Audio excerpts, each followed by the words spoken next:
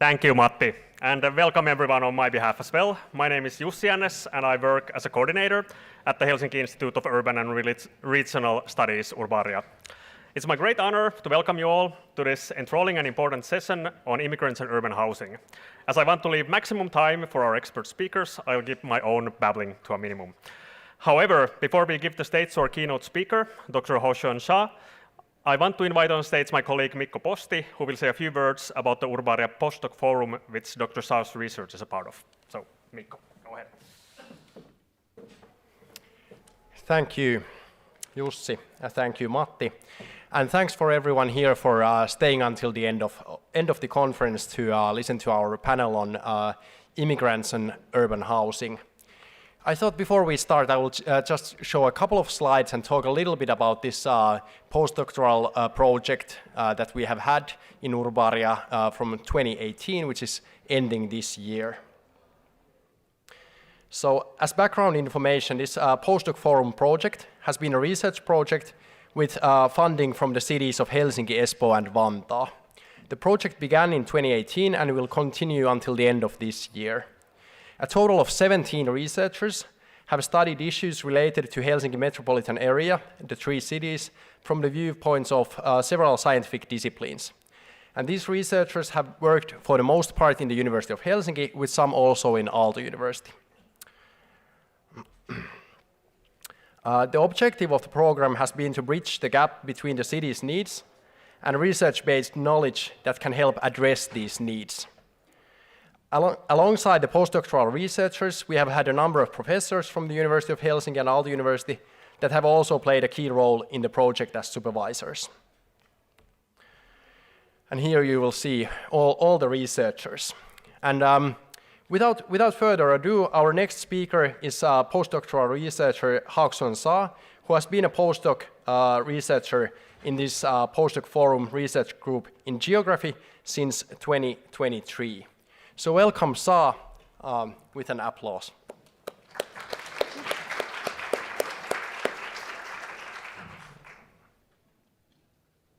So hello, everyone. It's my great honor to be here, and thanks for participating in the last session. And thanks for sharing like this Friday afternoon with us. So I'm going to introduce my research project, which is funded by the city of Helsinki, Espoo, Vantaa, as well as the University of Helsinki. So the research is about immigrants and urban housing diversity, a comparative study of non-native population groups in Helsinki metropolitan area. So before I start to introduce details about the project, I would like to share like some information about the projects. Actually, this project is not only conducted by myself. I have a group of master students who help me to collect data to analyze like certain ethnic groups. For example, like a member of our panelists today, Nabila, she analyzed the second generation Somali. For myself, I mainly like design the whole research project about the theoretical frame. As well, I collect data about Chinese immigrants and also the South Asian groups. So let's start. Migrants' experience are far more diverse. For some we can say easily say some successful stories from the report. For example, like some Turkish businessmen become millionaires in Helsinki and so on, this kind of stories. But we also see stories about their difficulties and tough lives. Not every immigrant is a world-renowned scientist, and many face different housing and integration challenges, while others navigate in between realities.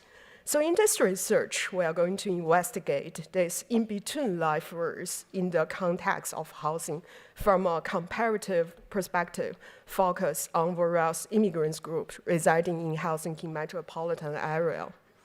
So before we start, we go through the theoretical frame. Let's look at some basic background information together. So in Finland, immigrants was minimal before the 1990s. The number of immigrants in Finland was very small. It's only less than 1%.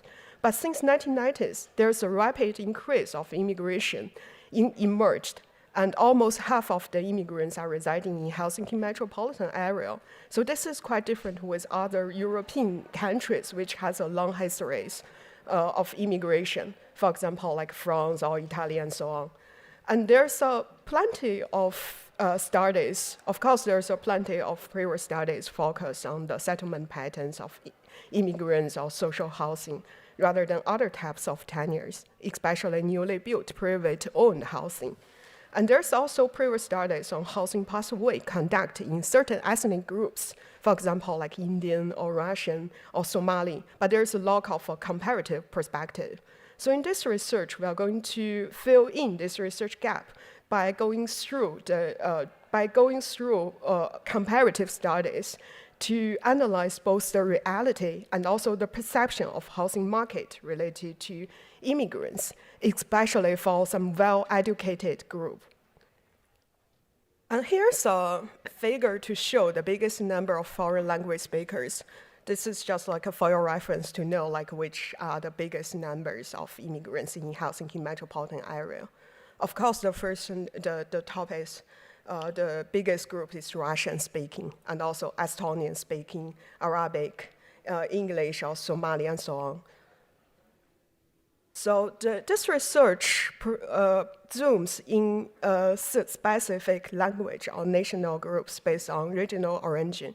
And this is a figure which show the studied group like situation. We can see nearly all of the groups we studied are keep increasing. And the number increased quite like a lot during the past 20 years. And about how many of the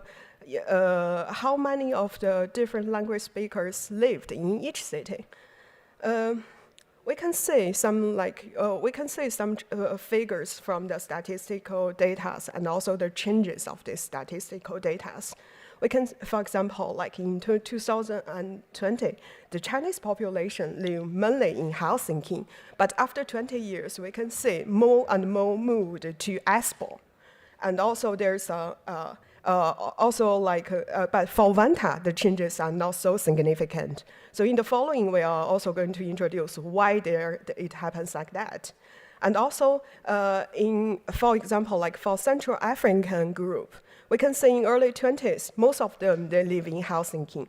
It's 75%. And nowadays, like more and more move to Espoo and Vantaa as well. So we are also going to draw why this happened in the following empirical part. And this is just to show some examples. Like you can see, nearly all of the groups, they have this kind of like mobility activities within Helsinki metropolitan areas. So we are going to dig more about this and why it happened, like in the following empirical part. And the research question for this group, for this project is, we analyze how the studies group perceive their current housing realities and what roles do the acquired like forms of capitals among study groups and institutional conditions play in their housing-related perceptions of integration, well-being, and equality. To answer this research question, I draw on two key concepts. The first one is forms of capital with effects on housing pathway. So I analyzed three different types of capital. The first one is forms of economic capital. For example, in this case, is related to income, inherited asset, or financial assistance get from their home. And also like the form of capital, like for example, the knowledge of housing market and their education background and so on. And also social capital, about the knowledge on available housing through their social network. And I also analyze how institutional factors, both incentives and barriers, affect on their housing pathway. So in our case, we found like a pension system play a very important role there, and also ASP or account system, and also potential mortgage taking incentives and so on. And for the institutional barriers, we found like a lack of Islamic financial system play a very important role in second generation Somali group. So we are going to show more about this in the following empirical part. And the second concept which I draw to analyze is from the concept of permanent. This refers to how people understand housing not just as shelter, but as an asset or as an investment or a symbol of success. This mindset is shaped by global financialization of real estate. For example, like we found in our studies, some immigrants, they are very active in housing market because they treat housing as a good investment. So they are not only invest in Helsinki, in Finland, or in their home country, they also play actively in international market. So we are also going to dig more about this in the empirical part. And and also like culture and social embeddedness of property demand is shown in our research. And according to our finding, there are strong connections to housing market choices among certain immigrant groups in Helsinki metropolitan area. So then let's go to the most important and interesting part about this research, some preliminary empirical findings. So in the following part, like we are going to show Chinese group, second generation Somali group, Iranian group, and second generation Vietnamese group, and also Nigeria group as examples of the findings for this research. Since this research is still going on, so we are going to have more data about South Asian group and also Indian group and also Southeast Asian group soon. So after that, we are going to make like more comparative studies. And now let's move to findings and start with Chinese group, which I collect data. And the first slide about this group, I'm going to show you about the numbers of Chinese groups in about the top 10 like favorable neighborhoods of Chinese speakers.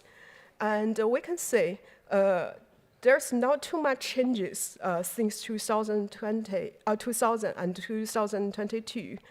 And the top 10 neighborhoods are just like a normal Finnish neighborhoods rather than like ethnic minority concentrated neighborhood.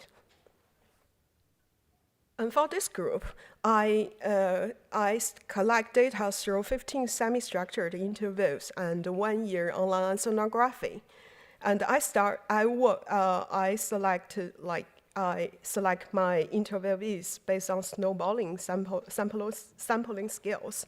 And the age is from 28 to 55. They are working age. They are working age individuals. And at least has 4 years working experiences in Finland, and 4 years working experience is a minimal like years for applying permanent residence permit in Finland. That's how I select data. So they are, except that they are all of them. They are well educated and at least hold master degree.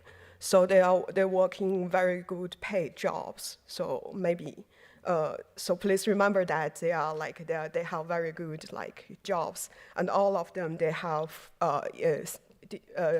during my study like period, all of them they have employment contract with their employer, so they are now jobless. For this group, I found the home ownership extremely high. So 14 of these 15 interviewees hold home ownerships, and some of them even hold more than one housing. And some of them they hold housing not only in Finland but also in China and also in some other like international cities. For example, in Milano or Vancouver in Canada. They have very strong like property demand, and they are very active in housing market. For the housing type, to them, they prefer, they live either in apartments or single detached houses, rather than the semi-detached houses. According to one interviewee, like they feel like living in semi-detached houses can be a nightmare because they don't know how to deal with their Finnish neighbors. So you can say, even though these groups, they are like in very high, they have very strong like property demand, they hold very good economic capital, but they're still struggling with this kind of integration, still with this how to following the social norms in Finnish society.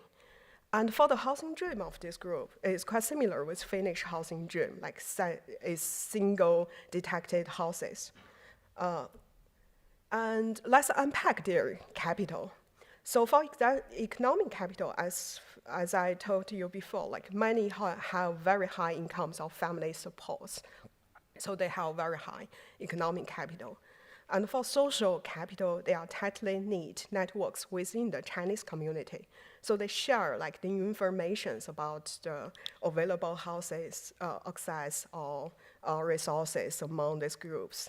And they also establish self-helping organizations on social media to share this information. And this kind of self-helping organizations names as Investment in Housing in Finland, even call that. And they have a clear collective identity which to distinguish us, Finns, and others refers to other immigrants. And for cultural capital, this group like have very good education background and strong skills to collect information from official channel and skills on negotiation with banks. Compare with for the institutional issues, like I found they distinguish investment and region demand very clear. And then like they view a real estate market as a very good and promising market for future safeguard. One interviewee told me like they feel like they don't have enough confidence about Finnish pension system since Finland is facing this kind of aging society. So they invest in housing and will treat it as an insurance for future.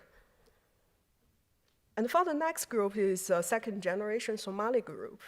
And we can see this is like the statistical data we analyzed. So where do they live?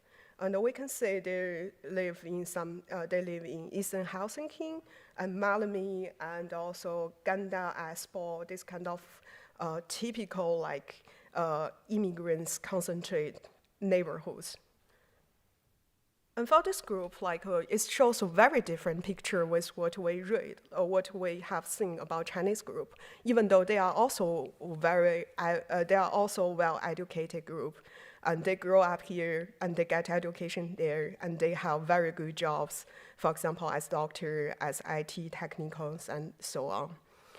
And we found their home ownership is still very low for this group, even though they have this kind of like economic capital.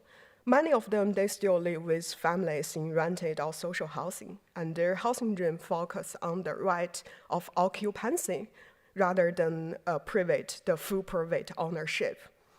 And we also found like culturally, like the nature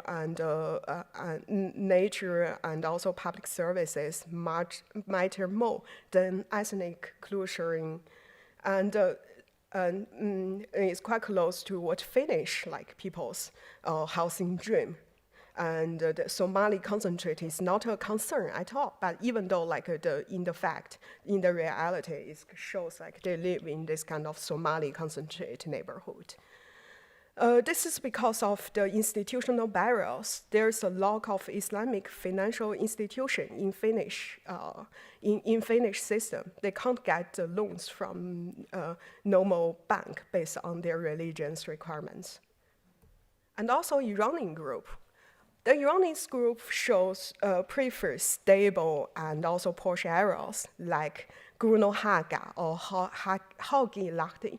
But high prices force many of them to give up this idea, give up this plan, and force them to find alternatives.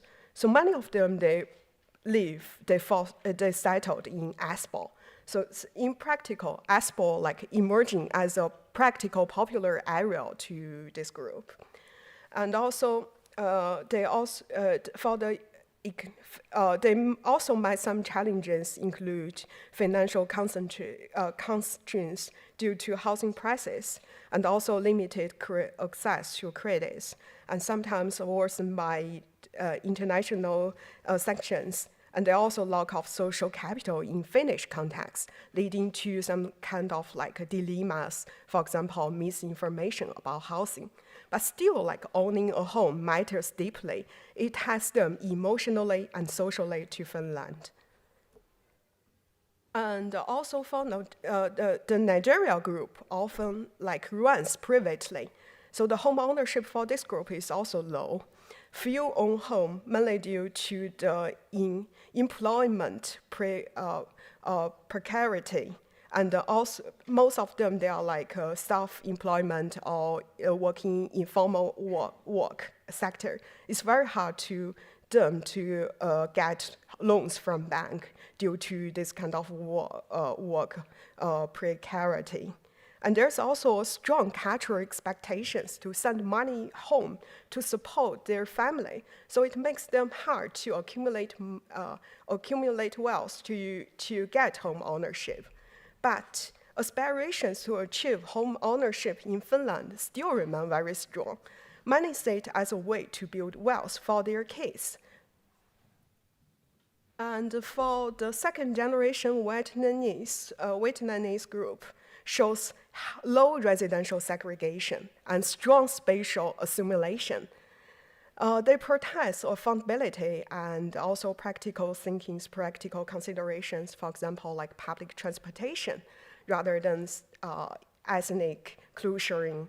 And most of them live in rental housing and do not strongly favor ownership or investment. This is quite different with previous studies groups.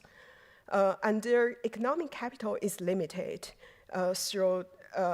even though they tend to save heavily. They are well assimilated socially with less emphasis on collective identity. So here are some remarks. Like to summarize, different groups follow different like housing pathway. And home ownership plays a central but different role as security, as status, or intergeneration transfer.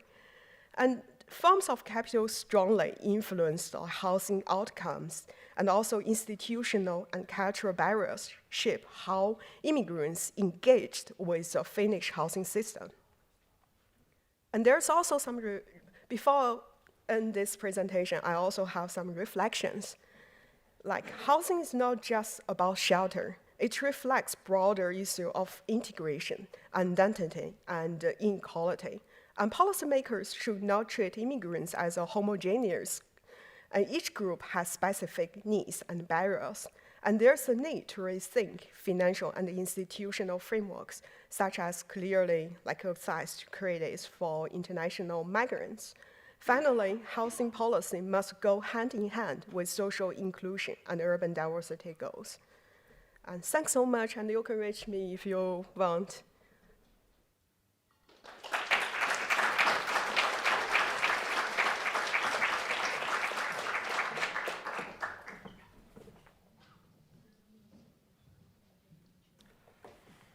Thank you, Dr. Sa. And now let us continue the program with a panel discussion. Please welcome on stage, alongside Dr. Sa, Master of Science Nabila Noor, Doctoral Researcher Daria Tarkhova, and Dr. Hanna Dhalmann, Housing Program Manager of the City of Helsinki. And you will all have time to ask questions from Dr. Sa at the end of this panel discussion.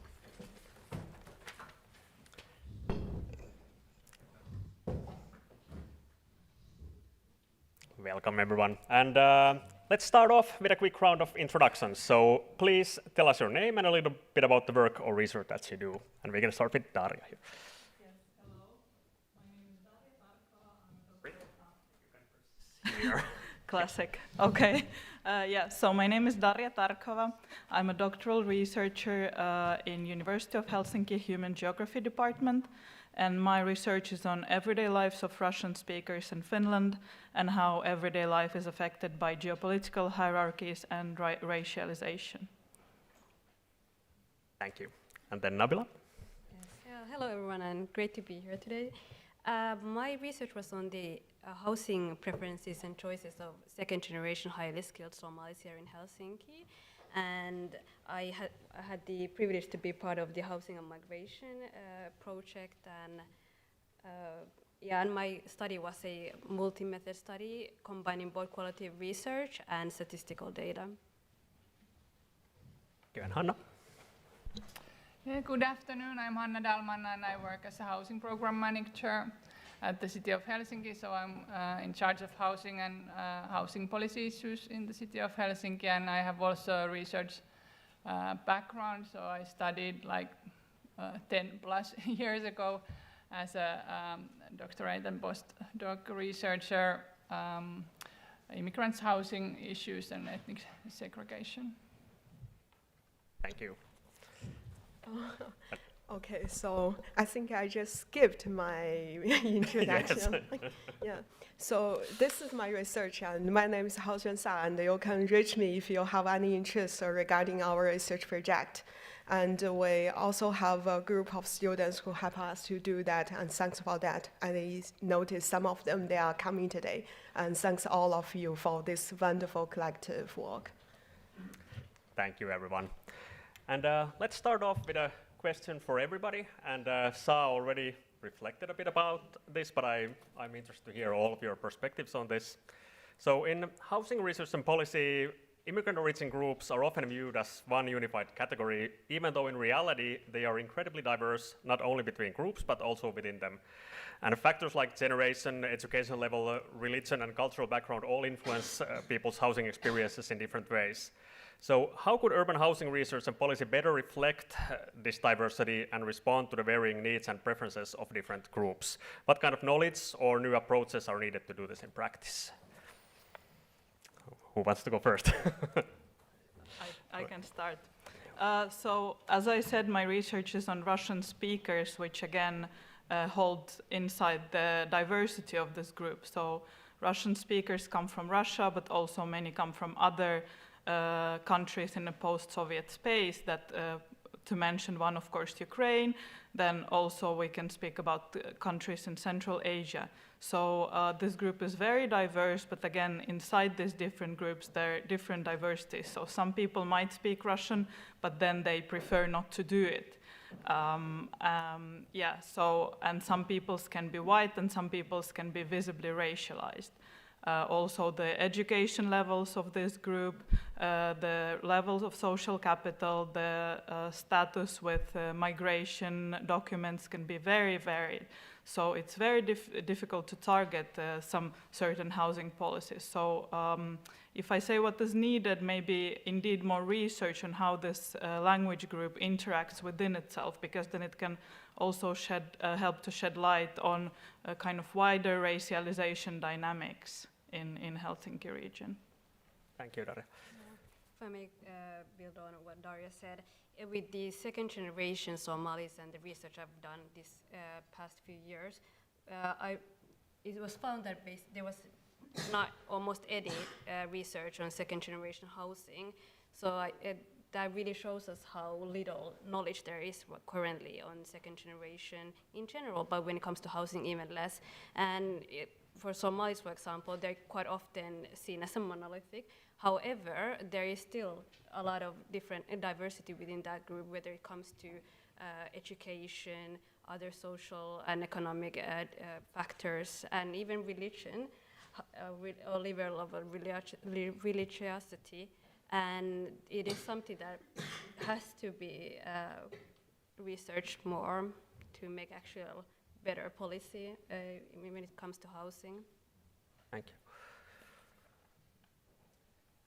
Well, I think also it's really important we get more insight on the immigrants and their housing choices and preferences. And last couple of years, there have been 10 or 11,000 people moving to Helsinki every year, and most of them have a immigrant background. So it's really important to understand when we build the city that how these groups also use the city and what they want from the housing. But on the other hand, I think from the housing policy perspective, the way we see it, there is like here it was well put that the variety within this group, it's really big, and we shouldn't think them as a one group. So I think as in the practice, we just have to, as we do now, also to build in different neighborhoods, different type of housing, different size housing, ownership housing, rental housing, and a variety of housing, and also make sure that all our neighborhoods stay good and safe places to live, and that is the way that it's not targeted to any particular group, but that everybody can find something suitable for them, no matter if they have a native background or immigrant background. Thank you. To me, I think from this research projects, we found there's a difference between, of course, there's a difference between ethnic groups, and we can say, for example, like Chinese shows totally different preferences with Somali groups, and so on. And from this research, we also shown there is also kind of like within one group, there's also have the worst, needs, or there shows different characteristics. Including their different generation, they might show different different needs. So so it's really required for comparative perspective, and ask to provide more options and also more policies, social supports to different groups. Thank you. And to continue on that, how do you see the relationships between different migrant and immigrant groups being shaped by the characteristics of specific housing districts? And on the other hand, in what ways do these groups influence the development and character of these districts, for example, through their housing choices? Maybe. Yeah, so I can start. Yeah, start. I can start this question. Yeah, and in our research, we already show different groups, they have different preferences. For example, some of them, they would like to close to nature, and some of them, they prefer to live close to public transportation. So the characteristics, of course, it matters to the immigrants' housing choices, to their final decisions. And some of the groups, they also doesn't mind live in this kind of ethnic inclusion neighborhoods, and so on. But we also need to think about if there's no social policy or housing policies to avoid. Well, it's just happened spontaneously. So maybe there's going to be more and more segregated or ethnic concentrated neighborhood, and we also need to think about if that happened, what the city will be look like. And definitely, immigrants' preferences will have impacts on the shape of the city. For example, the different housing dreams among different groups will have effects on the patterns of the whole city. For example, Chinese group, they prefer these detached houses. There's their housing dream. So maybe they will have contribute to the suburban development if they use the preference of these groups very well. And also another example is second generation Somali. They prefer the right of occupancy, this kind of housing. So we also need to think about whether we provide enough this kind of tenure to this group as well. So that's from me. Thank you. Yes, if I may continue. Yes. right of occupancy that Haoxuan mentioned. Yes, for Somalis, for sure, one of the big problems is that there is no Islamic banking options currently in Finland, which causes to some extent that the dreams to be modified to kind of be within the reality of Finland, which in that case the right of occupancy comes as more of an option. But however, if there was a option for home ownership, that would be more of a preferred. Yeah, and of course, this to some extent also well influenced the segregation process in Helsinki. And Hanna?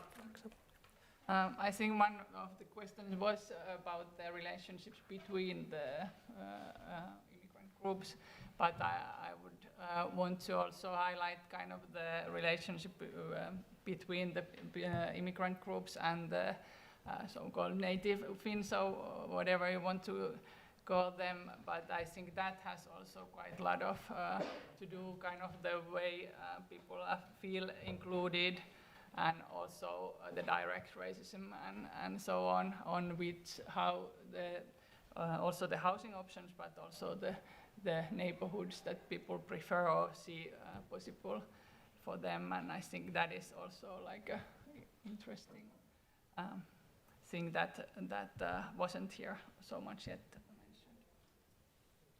mentioned. When it comes to Russian speakers, I could classify them into 3 categories. One is that wants to live in neighborhoods that are perceived as where Finnish people live, so they want to kind of adhere to this Finnishness and Finnish lifestyle.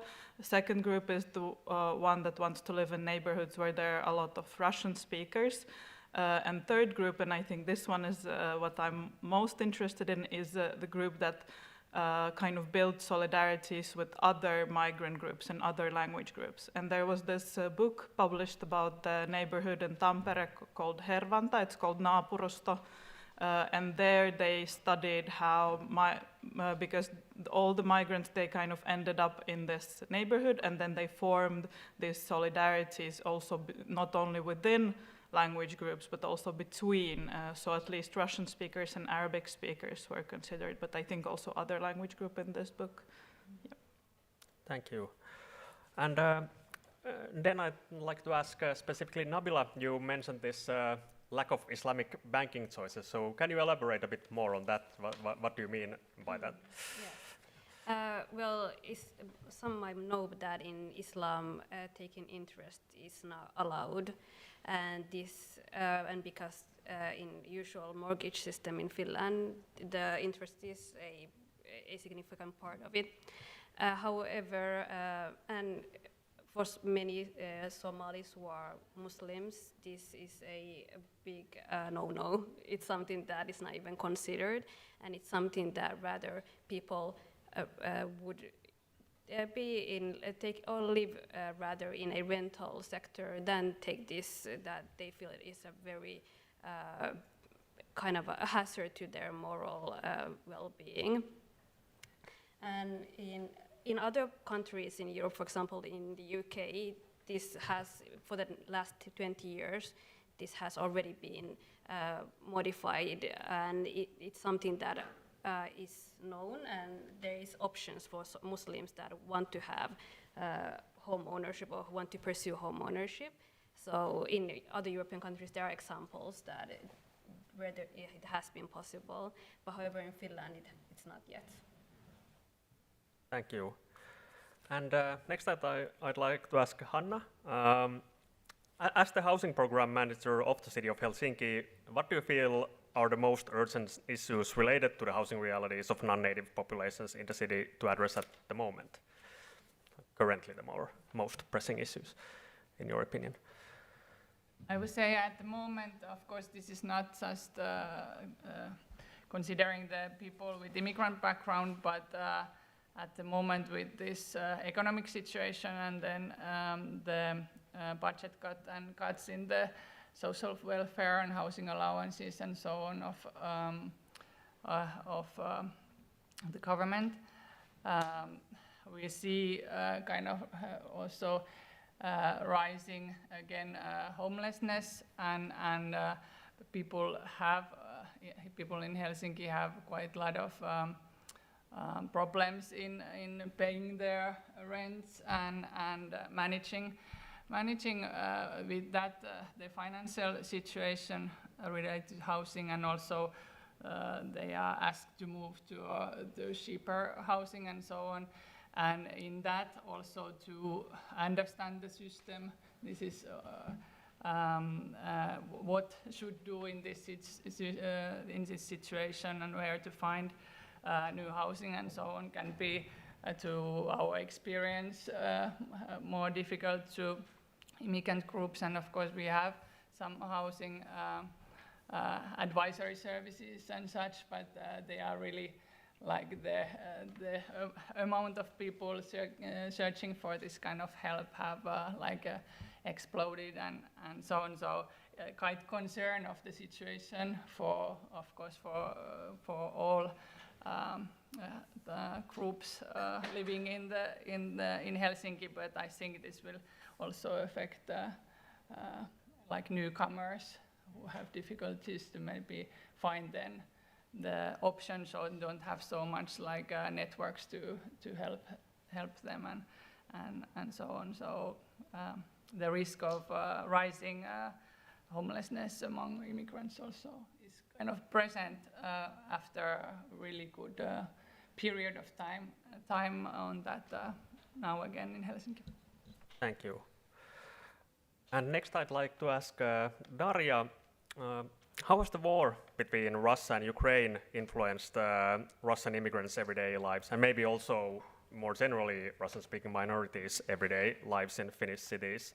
Does your research highlight any drastic or significant change in the way immigrants experience the city, and on the other hand, in their integration into social and economic relationships?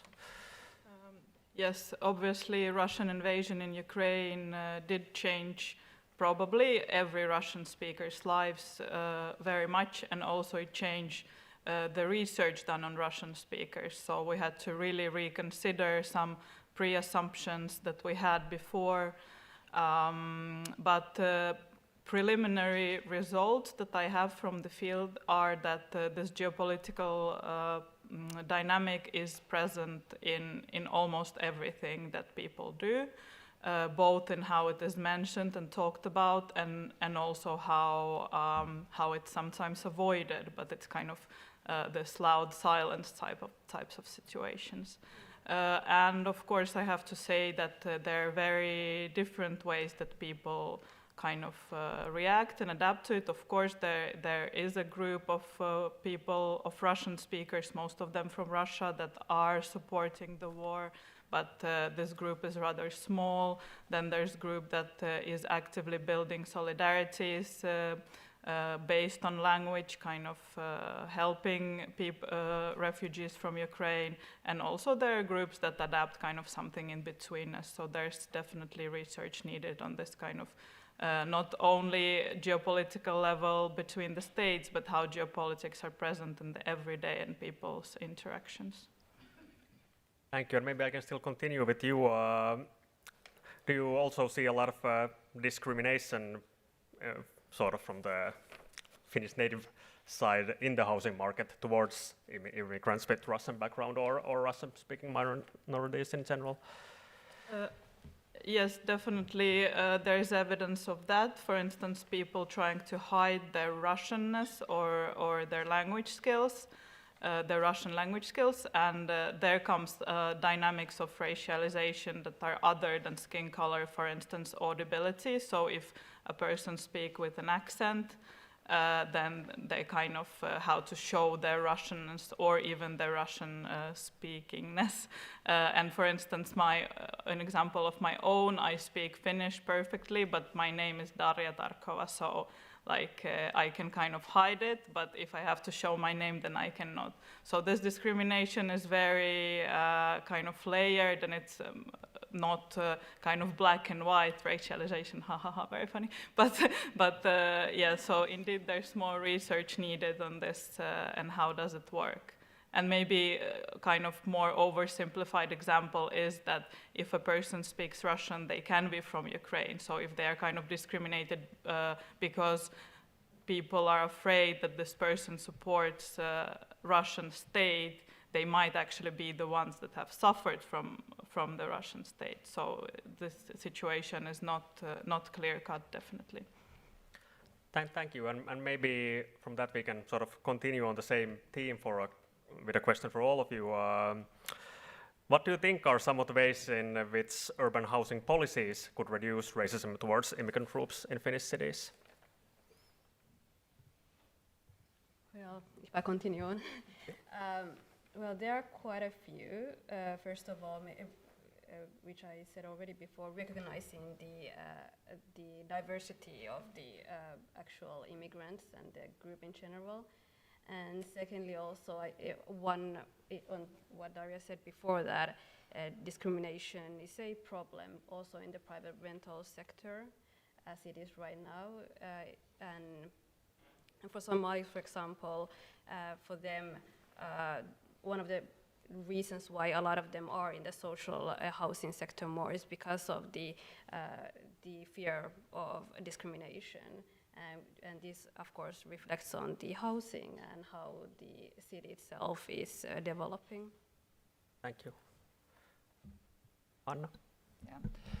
Well, I would say one important, that is an important principle in the city of Helsinki for social mixing and of different housing in different neighborhoods.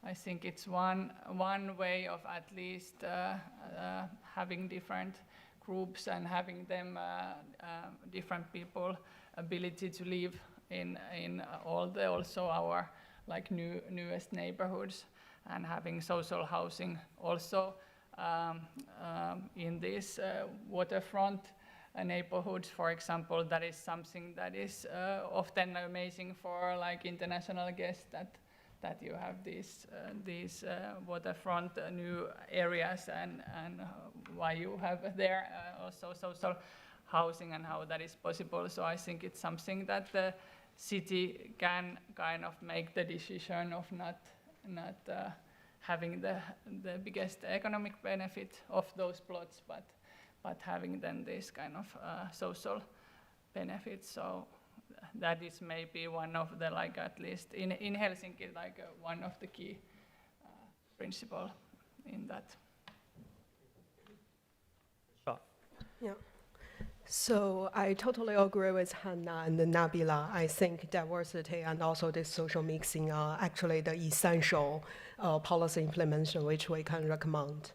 And besides that, another issue which came to my mind is about maybe we can provide some kind of like knowledge or welcome package to newcomers about the housing issues, also about the maybe Finnish social norms to the newcoming immigrants.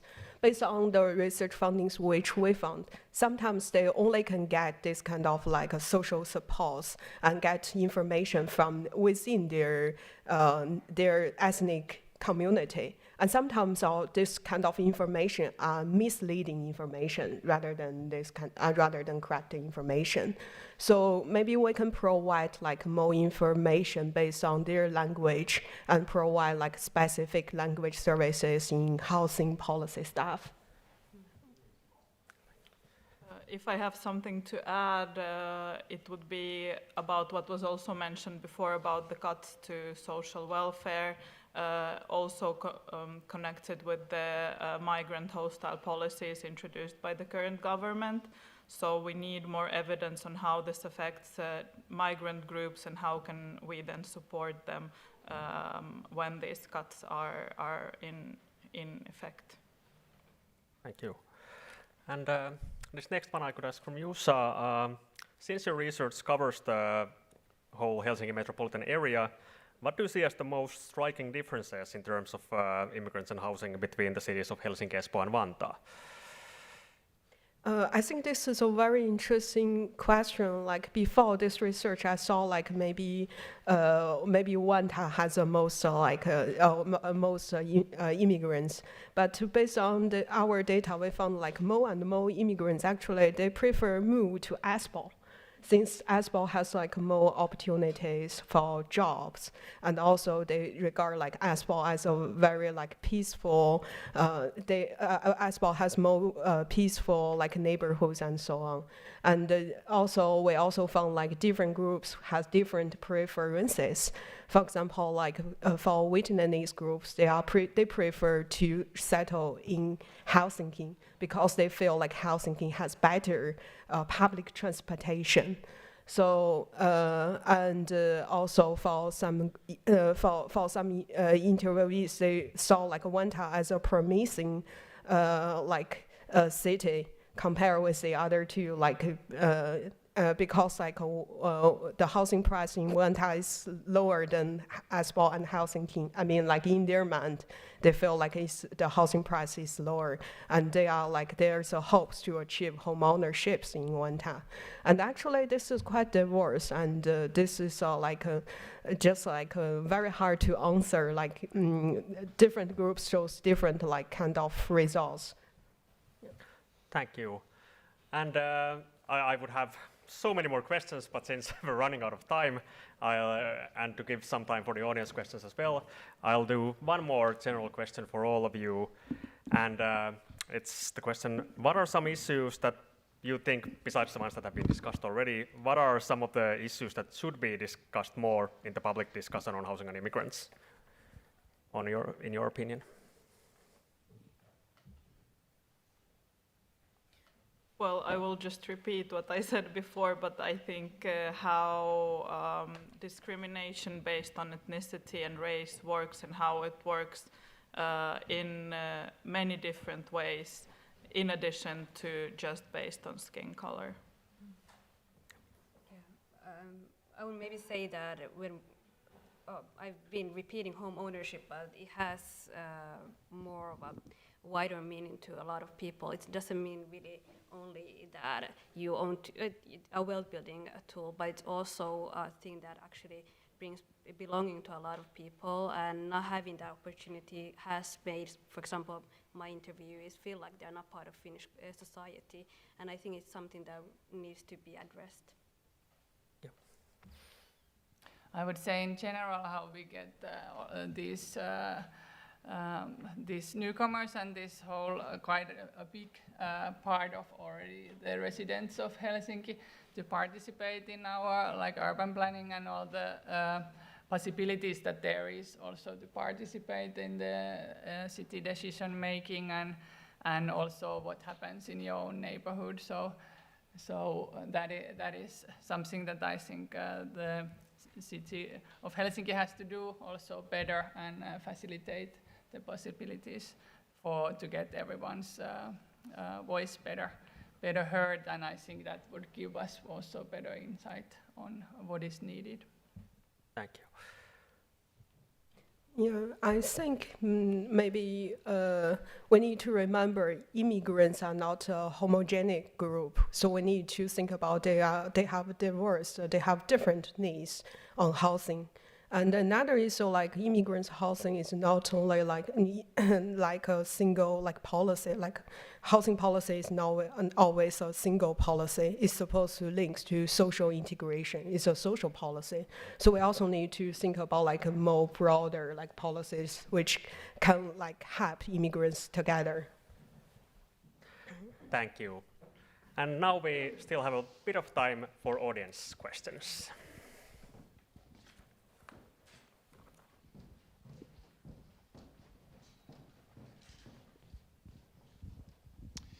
Hello, my name is Mahmoud Hassan, and I'm working as the development manager of HELMA. HELMA is the support center for immigrants with disability. Thank you for your presentation. I think it's very useful, but I have something to say that you almost spoke about everything, at least one target group, which is immigrant with disability. That's, I have not said not only here, but in every meeting or seminar, they don't mention it at all. Immigrants with disability, they have like a special need, and I believe that they should be mentioned in any topics related to the immigrants. Thanks.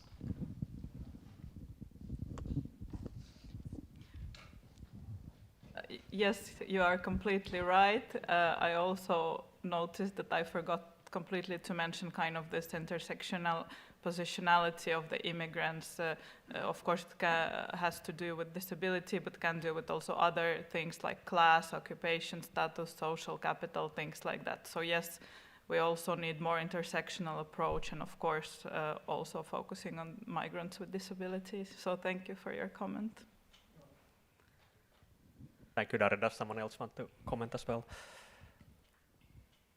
Maybe just to point that the whole housing and immigration research is very much in its beginning yet, and it's something that's still developing, and it's amazing to hear that, to get more opinions and to actually hear about people who know and need to know about this more, or we all need to know more about this.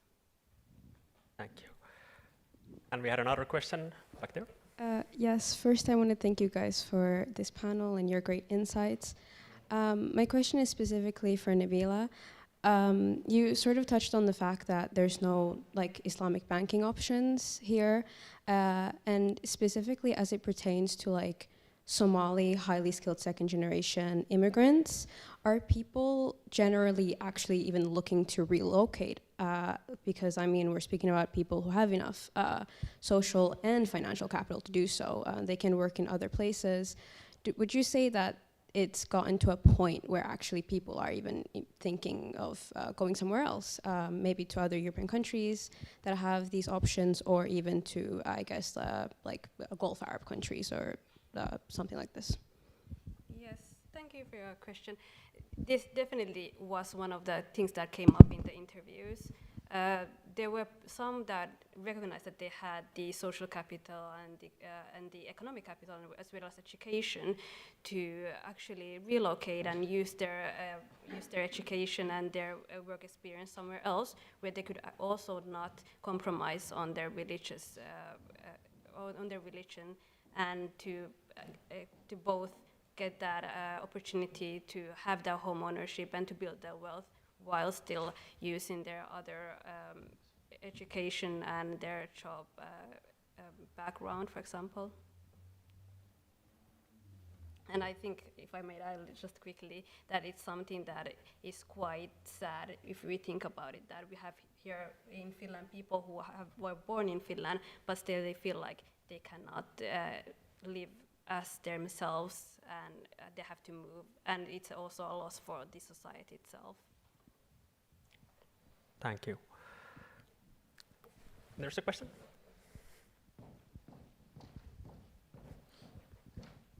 Hi, I'm Azale from University of Helsinki. I was in the same project, and I'm happy that Iranian immigrants data was there. Thank you, Sal. What I can reflect about one of your questions is that there are some stereotypes about immigrants and immigrants' housing, that there is no other way to understand it other than like researching and doing interviews. So for example, in many of our researches, we showed that there is no clustering actually among immigrants. They are living in different neighborhoods, and they don't even like to cluster somewhere. And like this kind of informations, like the sanctions that Iranians, is like a specific problem for Iranian immigrants, and like the credit history that we can't provide is just something that many people even don't know. So I was presenting my thesis for city of Helsinki, and it was the first time they were hearing about it, that okay, they are highly skilled immigrants, but they need help. So they still need help, and they still need to be acknowledged that there is a specific problem for them, that they have like foundings, but they can't transfer them here. So that's a big problem for them. I really appreciate this kind of discussions and the projects that somehow like light on the whole process. Thank you for the great comment. Does someone want to comment on that? And thanks for the reflection. I totally agree. Like, actually, I think we need dig more about different groups. And for example, Iranian, like before your research, before your master thesis, I think I know very little about what happened there, and also. Also for myself, even though I am Chinese, I think I don't know like my group as well before this research. This is also give us, as a researcher, a chance to know more about what happened in the world and what happened in Finnish society, and what we can do, what we can recommend to policy decision makers. Thank you. Any more questions? There's one. Thank you so much for the interesting presentation and panel discussion. I'm curious for a question for Dr. Sa. I'm curious, for example, you mentioned that I think it was in the Somalis and then the Vietnamese, you study the second generation immigrants versus the other groups you study, I assume is the first generation. So I'm wondering why? And then do you observe any differences between the first and second generation immigrants in terms of the housing preferences and choices? Thank you. Thanks for your question, and I think you reach a very important points. Why we select Somali and Vietnamese as for second generation and the others are first generation is because these two groups, they have long history of immigration compared with other groups. For example, like the Chinese comes to come to Finland in the early 2000s. And also for Iranian, I think they also have very short immigration history in Finland. But for Somali, they have much longer. And then compare with first generation, second generation, they have a higher education background. And for this whole research project, we are focused on the well-educated immigrants. That's the reason why we select second generation for Somali and Vietnamese, and the others we select first generation. Thank you. And I think, okay, we have one more question. Yeah.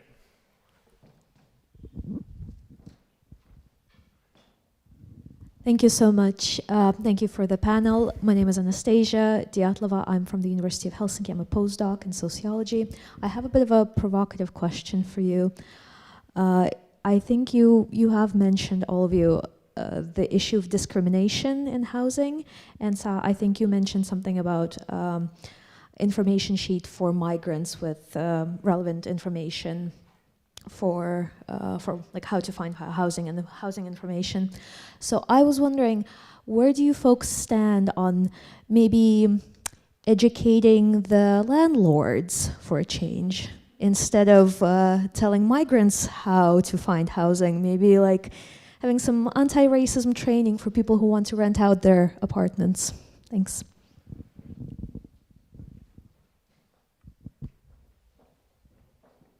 Yes, I think this is an amazing and very needed example on how we can actually step a bit outside of the box on the migration research and to think where is the, discrimination is not only about the groups who are targeted by it, but also about the groups that discriminate. And here we, of course, have to think about power relation, who has the capital, who has the power to decide what happens in society.